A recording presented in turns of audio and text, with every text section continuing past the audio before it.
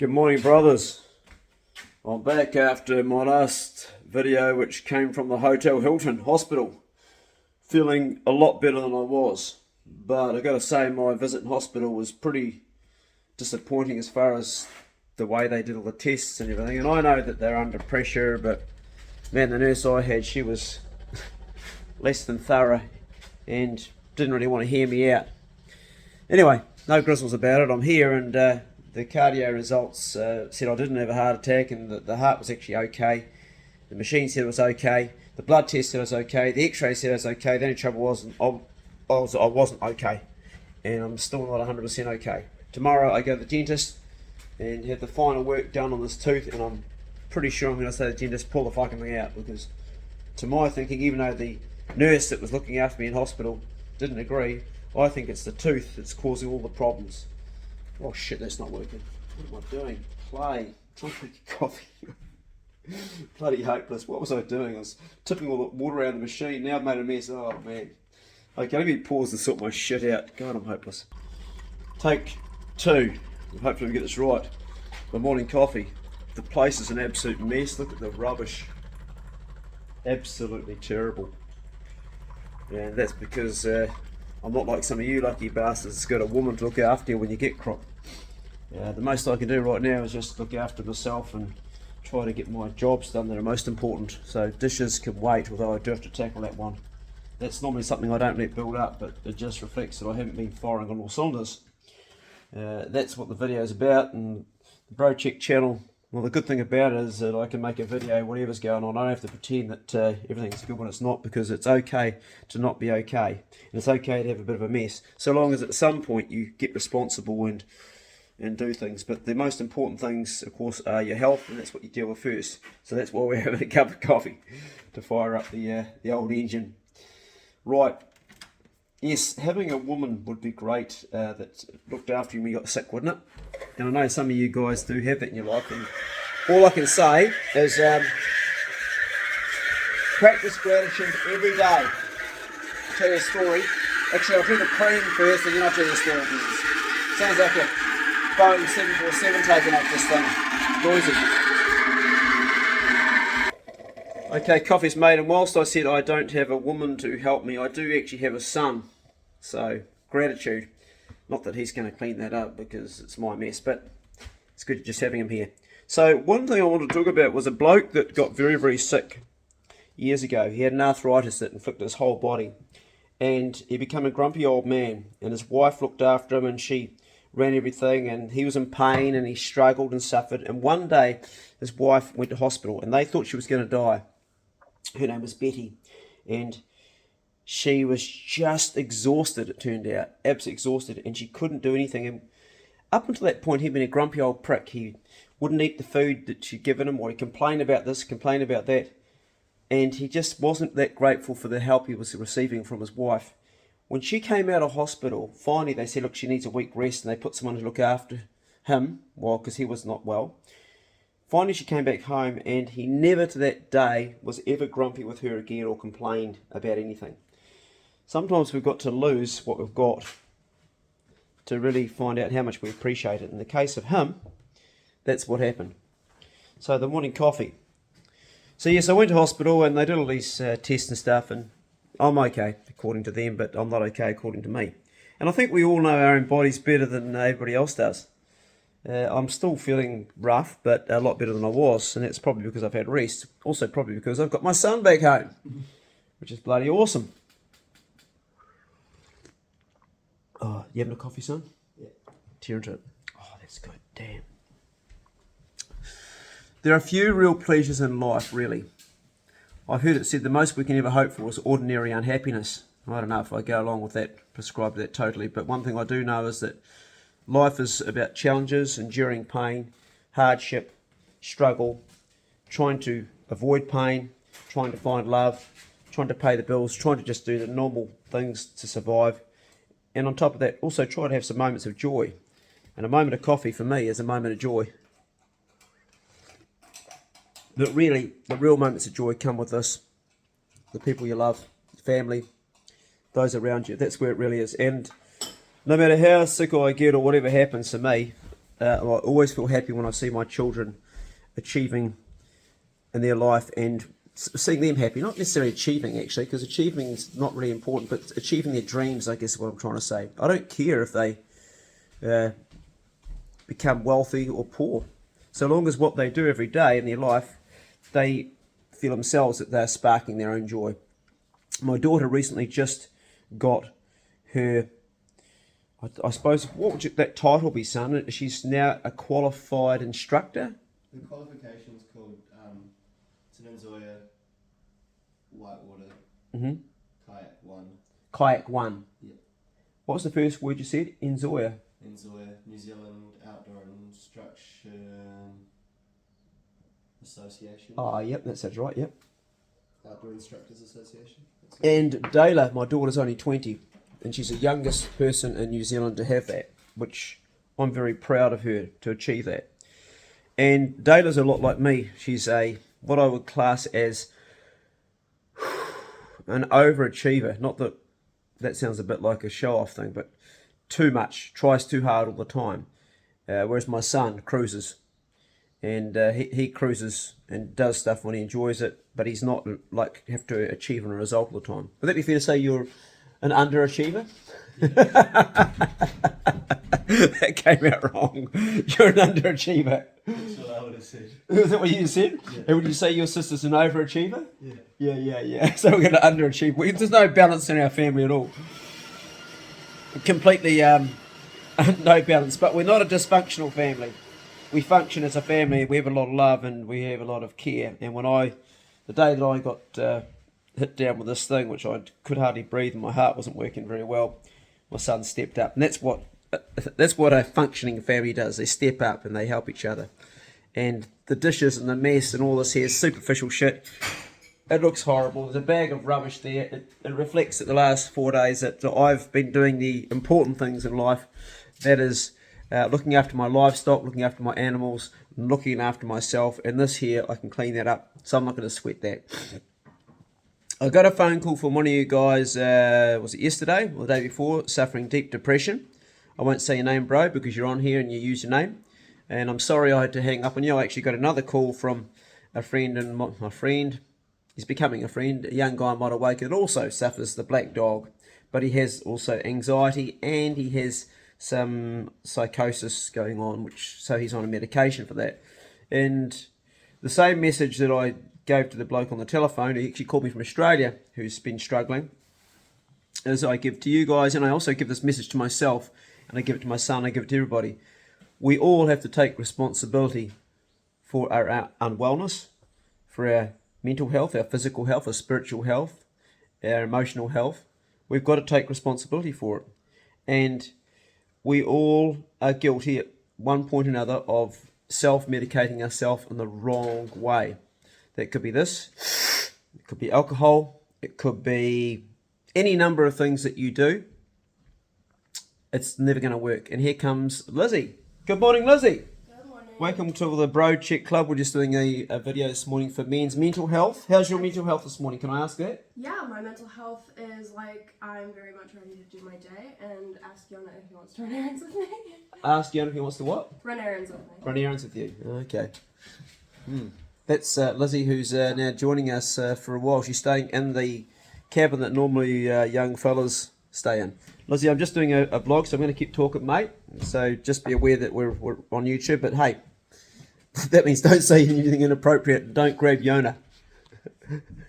You can talk okay. You can talk normally, but yeah. So yeah, Lizzie's been here for about a week, and she's going to be staying for a couple of months till she gets back on her feet and gets her own place. We're just helping her out. Anyway, where was I with the vlog? Oh yes, so by taking responsibility, you own the problem and you take control. And it's very, very difficult if you don't, because what it does is it takes the path of least resistance. It takes the path of least resistance, and it takes control of you. I need more coffee. Brain's still not firing on all cylinders this morning. Has this thing got a single cabinet? You still got a single cup? Sorry, son. Okay, by the way, when you're doing that, you just pull the tamp down while it's going and you can make it short. Yeah. Sorry, I didn't. You put a double in there, haven't you? On a single cup, made a mess. Yeah, And then I'd scratch the top out of it. my bad. Yeah, no, I put a single cup in there. That way I get to have a second coffee later on in the morning. I figured if I do 2 singles in a day, it's the same as having a double in the morning. Yeah. It's psychological. Anyway, going back to what I was talking about, there really is no point in you feeling like shit for every moment of the day with depression, and it's the same as any other illness. It is a disease. Some diseases can be controlled, some can't. There's no point in you just feeling like shit and doing nothing at all and keeping on feeling like shit. You're better to keep on feeling like shit but do something. It's not necessarily going to take away the depression, but be active. Just do anything. Get off your sorry ass. And now I had cancer, I got off my sorry ass and I went pig hunting. I shouldn't have, but I did something, and for this bit of jelly between my ears, it was the best thing I could have done. I became active. Do something. Get up, go for a run, have a cold shower, change your whole energy that's moving in your body. One of the things that has been proven to help depression is exercise. The trouble with that is when you're deeply depressed, you can't motivate to exercise. So this is where you've got to dig deep and find out the bones of who you are. Are you really a strong enough man, or woman if you're watching this, although this is the Broadsheet channel, if you're a strong enough man to actually dig enough deep and make the change. Now, so many of you on this channel now have made the change with your diet. Diet plays a huge role. It's not everything. It's only a small part. There's a number of things that all come together that make us sick. Whether it's sick like I am now, whatever it is. I think for me it's the tooth again, but who knows. But also it could be something else that I'm not aware of. And same thing for you. Could be that your depression is something that's genetic and your parents had it on both sides and you inherited that gene, but it still doesn't mean that you have to constantly suffer. And when I say that, I'm not dismissing the fact that you're sick, because you are sick, you have a disease. So I don't want to say you've got to snap out of it, because that's bullshit. That can't happen. What I'm saying to you is while you're suffering, you've still got to be proactive at taking responsibility for something that you have. It's no good just expecting other people to rescue you, because they won't. You can go and see a professional and he'll prescribe a medication. You can go and talk to somebody and they'll take your money and they'll talk about your childhood and how you were deprived of breast when you were a baby, and maybe even worse so as an adult. That's me. They may talk about, my son's cracking up, they may talk about all these things, but they're going to take your money because they have to put a roof over their head. They've got to put coffee in their coffee machine, and they've got a life to live too. And they genuinely don't deeply, really care unless they're involved with you on a emotional level. And that's another thing again. They are professionals. They may have empathy. They may care in a way, but they will go home and they will cut you off so they can go back to their cup of coffee and talk to their son and have their life. And they couldn't possibly take on all your pain, and you can't expect them to, because they couldn't function like that. And even your loved ones get tired of it. Like the story I told at the beginning of Betty that ended up in hospital with exhaustion after looking after her husband. Draining the people around you that you love when you're going through a hard time mentally is never going to be a long-term solution. It's not sustainable. That's why you have got to be responsible for you. It's not easy. In fact, it's downright difficult. It's hard. You will suffer. You will have to endure pain to get through that period of time. So Winston Churchill suffered deep depression, but he led this country through a war. And through that whole time, he also suffered the clinical, not manic depression. He was, I think. So Winston Churchill, he was manic, wasn't he? Yeah. Yeah, I think he was. Someone Google it and let me know. I'm pretty sure he suffered manic depression. So he had elated states and depressive states. I'm pretty sure he was, but I'm prepared to be wrong on that. He still got through it. One of the things he said, and it's a famous quote from Sir Winston Churchill, and he has a lot of famous quotes, was that when you're going through a hard time, just keep on going. That means keep on going through, don't stop. Suicide is often something that people take as a way out when they're having really bad mental health, like at the absolute end, where it seems it would be easier to die than to live. It would be easier to blank out your life than to keep suffering the pain. I've lost people through suicide. I lost my first girlfriend. She hung herself. I lost a young fella that I've been looking after for 5 years through suicide. And all I can tell you is this, that all of those people left behind their world of pain to us. The young fella committed suicide. His mother died of a broken heart and cancer within the year after him taking his life. It killed her. When my girlfriend committed suicide, all the community around suffered. We all suffered, and today I still think about her. And that was going back 50 years ago, over 50 years ago? No, I would have been 40 years ago. I was 16, she was 16, so I'm 58. So yeah, going back 42 years ago, I still think about her. It never ends. Every person that's ever jumped off, now what is that big bridge? There's been over 2,000 suicides. Is it the Golden Harbour Gate? I don't know. Google it. It's a big bridge somewhere. Is there a bridge called the Golden Gate Bridge, son? Yeah, I'm not sure if that's the bridge. Is that there's one bridge where they've had over 2,000 and only 11 people survived. Yeah. And every person that jumped off that bridge, I don't know what bridge it is, someone will tell me. Do you remember that? No, but everyone that survived. There was 11 people survived. Yeah, but everyone that survived, they all said that they didn't want to die, eh? Everyone that survived said they didn't want to die, but the other thing they said was, when they jumped off, well, here he goes, is that they regretted it the moment they jumped. The moment their feet left that bridge, they all shared the same thing. Some of them end up quadriplegics, some end up paraplegics. One guy actually was just, his whole entire body was a hematoma, but he lived. That was an interesting one. Yeah, and I read that years ago, and I can't remember what it was. And people still jump off to this day. Most of them die because of the impact. Although the occasional one lands the wrong way and they spear through the water and they live because it breaks their fall. Geez, that's a good coffee, son. Look what he's made. Check it out. That's like one you get in a shop. How'd you do that? That's beautiful. You can start making my coffee, son. Mine looks like. How'd you do that? Really cool. The small joys in life. Anyway, going back to the topic at hand, and it's a bit of a rave, and it's the first one since I've been back. I'm taking responsibility for my health. I have been since I was in hospital. The first thing was going to hospital. I didn't want to go to hospital. My nurse, Margaret, who looks after me, because I'm on a cancer care program, I told her my symptoms. She said, "You're having a heart attack." I said, "No, I'm not." Typical bloke. "I'm not having a heart attack." She said, "You are. You've got pain in your shoulder, you've got pain in your chest, shortness of breath, pain in your heart. That sounds like a heart attack to me. Go to hospital." So I went to bed. I shouldn't have. And I got up early the next morning and I realised I'm not well. I couldn't even walk. So I got Awi to run me into hospital. Went over to her place and she drove me there. And that was taking responsibility. Now, I was probably a bit silly. I probably should have gone the night before. But as it turned out, I was not having a heart attack, so I was a bit lucky. I haven't always been responsible with my health. That's why I got prostate cancer. I got the signs and she'll be right, mate. And it wasn't right. That was a learning curve for me. Yeah, I've made a lot of mistakes with that about not being responsible. So for you guys that are listening to me now that are having a hard time, that are actually suffering the black dog, that are suffering depression, I can only say that firstly I do empathise with you, even though I don't know you personally. I do understand what it is like to be very, very sick, and I don't draw any difference between one sickness and another. Sick is sick. And what I will say to you is that the first step in managing your unwellness is taking responsibility for it.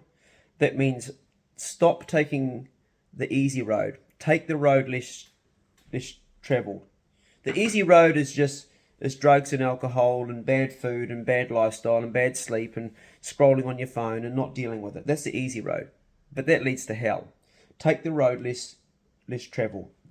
Take the road that most men don't take. Take the hard road. Force yourself to stop drinking that whiskey. Force yourself to stop snorting that Charlie up your nose or speed or pee, whatever you're using, to try to avoid pain. Force yourself to stop smoking that joint that just it numbs you for a while, because sooner or later you've got to deal with the reality of yourself and being here. And then start to be proactive at looking after yourself, at getting enough sleep, at eating the right food, avoiding rubbish food, good practices with your relationships with the people that you love and that support you and keep you going, good practices with those around you that you're adding value to their life all the time, and good practices to the world around you, the community around you, because we are all affected by each other. If my son was unhappy this morning, he wasn't, he gave me a big smile, but if he came in here unhappy, I'm unhappy.